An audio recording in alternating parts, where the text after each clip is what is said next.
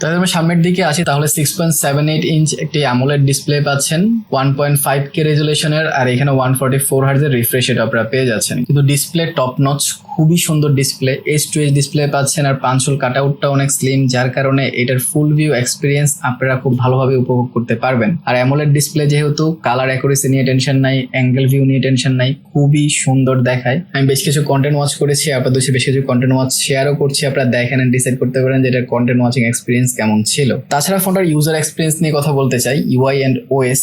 আর যেহেতু আমি বেশ কিছুদিন ধরে ইউজ করছি, তাহলে এটার এক্সপিরিয়েন্সটা কেমন ছিল।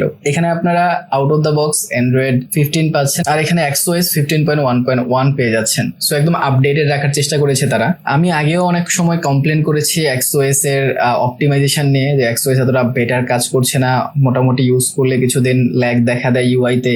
সো তাদের আরো অপটিমাইজ করা উচিত। আসলে ব্যাপার হচ্ছে, যদি আপনি ভালো প্রসেসর ফোনে দেন, সেক্ষেত্রে আপনার সফটওয়্যার যদি আনঅপটিমাইজও হয়, সেটা আসলে উসুল হয়ে যায় বা সেটা পোষায় যায়, অলমোস্ট ফিল হবে না আপনাদের কাছে যে সফটওয়্যারটা অপটিমাইজ না।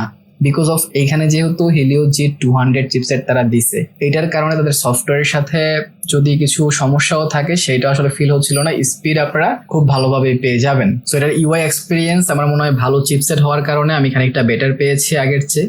তাদের আগের ফোনগুলো আমি ইউজ করেছি, কিন্তু সেগুলোর থেকে এটাকে আরেকটু বেটার মনে হচ্ছে আমার।